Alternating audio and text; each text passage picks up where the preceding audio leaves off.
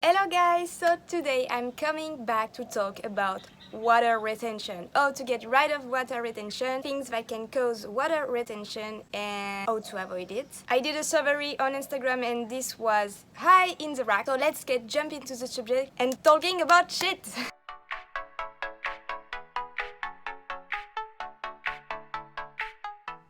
So there is many causes of water retention and this is different for everybody like always. But I wanted to empathize mainly on some things. Okay, I will talk about it and after I will tell you all the other causes more general, let's say. So I was talking with a client and she told me she couldn't suffer from water retention on the pictures she sends me because first it was in the morning and she had fast all the day before. She has a past of anorexia and she was the first time she contacted me. After I see that and I see that those kind of messages really too often. So let's talk about low calories diet and water retention. It's not because you're eating less and less that you will have less water retention. Unfortunately, it's not how it works and it's quite the whole opposite. We all know that people who are more likely to suffer from water retention are overweight people. And weirdly, overweight people tend to follow a low calories diet. I don't know these people which is overweight and only eating salad. Let me explain. So, a low calories diet will unfortunately not get you rid of water retention. It will just make it worse, especially on those less than 1,200 calories, you know these special numbers that you don't have to go behind. Trust me, I don't judge because I've been through that. I've read all those articles on the internet and those fat diet and magazines.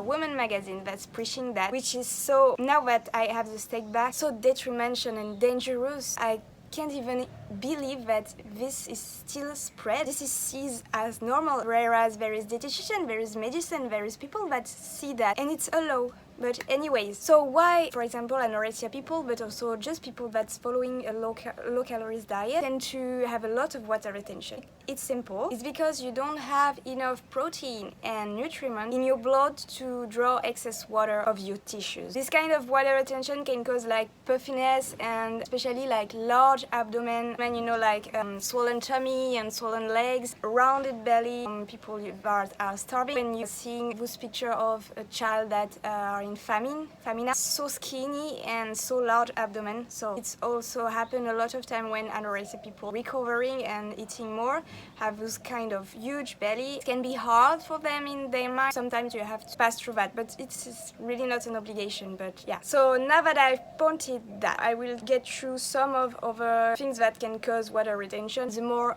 basic and general ones. There is malnutrition and bad diet. I mean, so like I said, low calories diet, but not only on. It can be you can eat enough, but not in a right balance for you. For example, too much fat, not enough protein, or anything. It can be just a lack of nutriment as well, like poor diet basically. It can be a lot of processed food as well, like unhealthy diet. But I know my main people that is watching already eating healthy, so I won't get through the things like eat healthy, exercise, because I know it's what you are currently doing probably. And you wonder why I do all of that and it doesn't change, so I'm telling you that. So salt and sodium food, sometimes you think you're eating not a lot of salt, but if you check like your bread, your things, your protein powder and everything can have salt, so it's maybe too much of them. And this is vary a lot, like for example, I don't have any issues with salt, I deal with it super well. I need to eat a lot. Okay, it's healthy food, but when you eat 50 grams of bread, you have a lot of salt,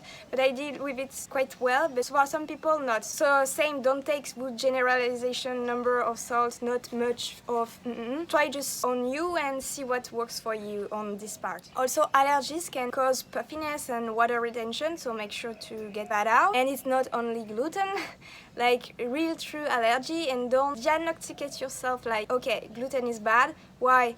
I read it. No, so do your own research. If you think you have a kind of problem, for example, with a gluten, try it on yourself. If it feels better, if every time you're eating you are bloated, you have issues, if so, you will see someone, you do the blood test and everything, and you have the result, and then you cut out gluten. But don't cut out everything if because you read it on the internet. Like soy, I have a lot of people telling me, and even clients, I don't eat soy because it's bad for the hormone, and I tell them why it's bad for the hormone. they just can't answer. Because when you do your research, go through the birds. When you do your research, disagree. So when you do your research, you see that soy has no issues and it's even the opposite, like it's cure cancer and everything. I won't go through that, but if you want a video about it, why not? I don't know if it's long enough to make a whole video about it, but let me know what I was saying. So yes, allergy, check that. Also hormone imbalance, because any hormone imbalance will cause water retention, and especially people with a disorder with the thyroid gland. There is also waste and toxins, some things I feel everybody is forgetting. So metabolic waste and toxins such as pesticides can have an effect on your water retention and so metabolism. Those toxins cannot be easily relapsed by your body and tend to be stored as what you call cellulite. Because yes, also there is a different type of water retention. Over-exercising or the opposite, don't moving at all.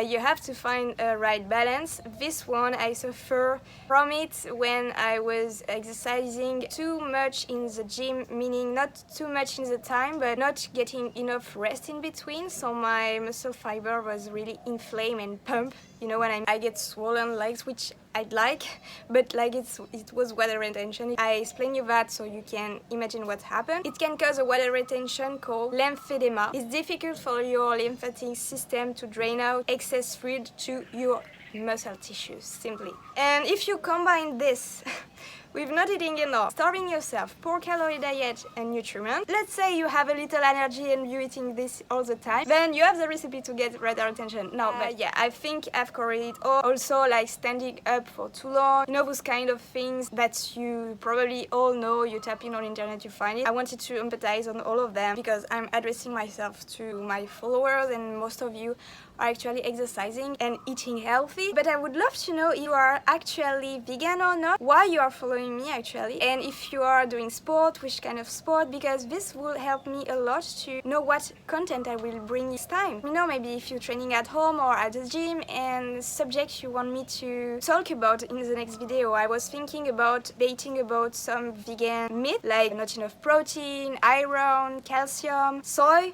Why not? I can include it in this video. I was also thinking about talking about the mistakes that fat or keep you away from reaching your goal. So if it's subjects like this that interest you, please down below, because I'm doing this for you. It's not for me. So interact. I read all your comments and I love to read them. I try to respond as much as possible if you got a question on everything. Don't hesitate. And so overall, at the end, always saying the same things. How to get rid of water retention, how to a little bit everything.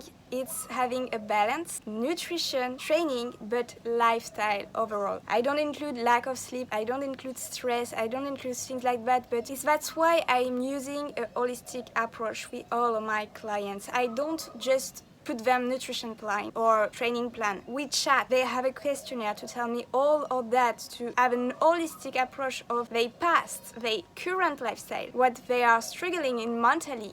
I can stand people that selling plans like this, selling just a number of calories or food to eat without taking the person in their world, because it's just not possible and it's not how it works. Each person is different, each person have different needs in terms of diet, of course, but in itself the diet will change based on their mental health and their past also, because if they have starved before, they will react differently as a diet than the same person before that have awesome metabolism.